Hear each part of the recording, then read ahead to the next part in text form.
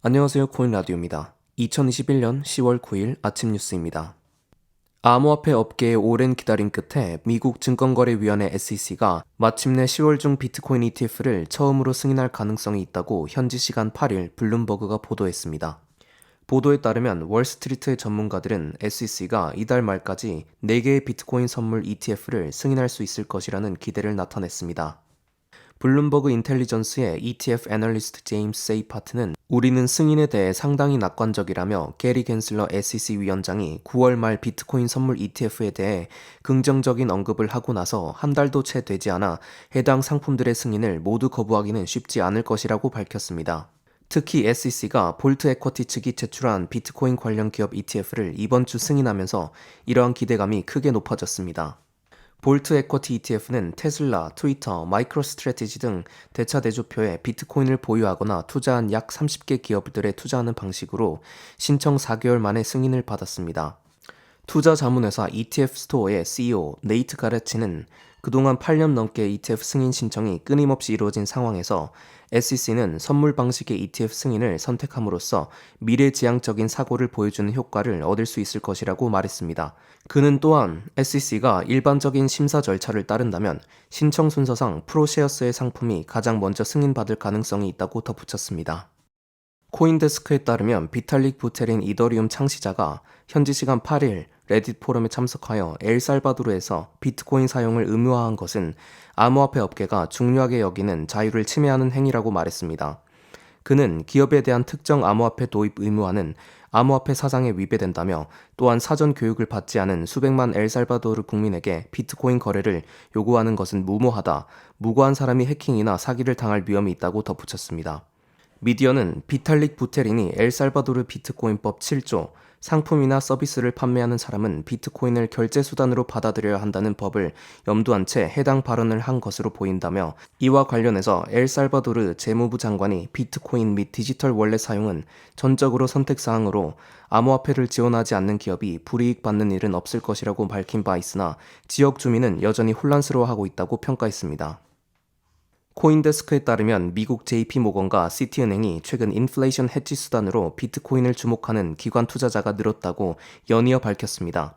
JP모건은 미국 은행 중 운용자산 기준 1위, 시티은행은 4위에 이르는 대형 투자은행입니다. 모건은 미국 시간 6일 사용자에게 보낸 리서치 노트에서 인플레이션 헤지 수단으로서의 비트코인의 매력이 기관 투자자를 암호화폐 시장으로 끌어들이고 있다면서 2020년 4분기부터 2021년 초까지의 대부분 기간 동안 금에서 비트코인으로 자금이 이동하는 현상이 있었고 최근 몇 주간 이 같은 현상이 다시 나타나기 시작했다고 밝혔습니다.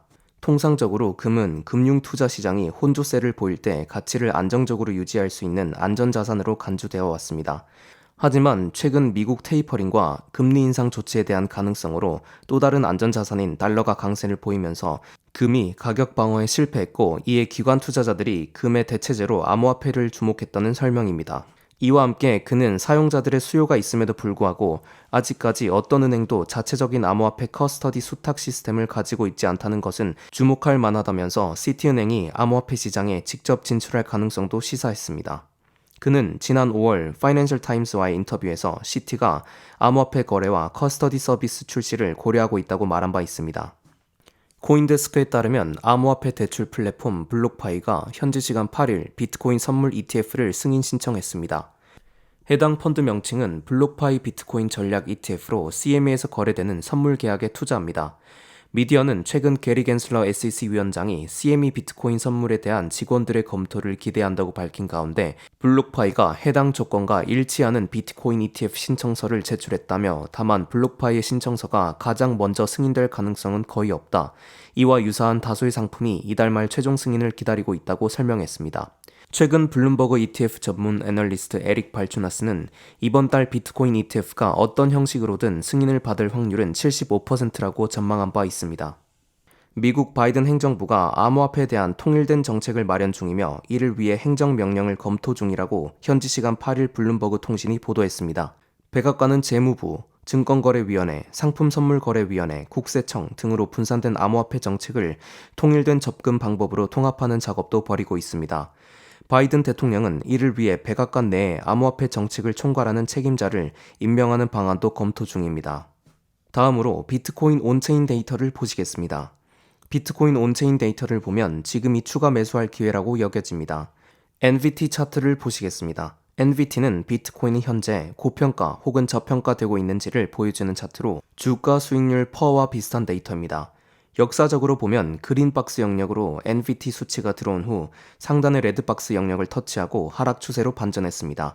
하나의 비트코인 사이클이 마무리된 셈입니다. 쉽게 말해 레드박스를 터치하고 하락 추세 반전하기 전까지 비트코인 가격은 꾸준히 상승했다는 이야기입니다. 현재 NVT 차트를 보시면 현재 비트코인 사이클은 레드박스의 터치만을 남겨두고 있습니다. 곧 이번 비트코인 상승 사이클이 종료되기 전으로 이 이전까지는 비트코인 가격이 추가 상승할 가능성이 높다는 이야기입니다. 오늘 준비한 내용은 여기까지입니다. 선별한 내용이 마음에 드셨다면 구독과 좋아요, 알림 설정 부탁드립니다. 편안한 주말 보내시길 바랍니다. 지금까지 코인라디오였습니다. 감사합니다.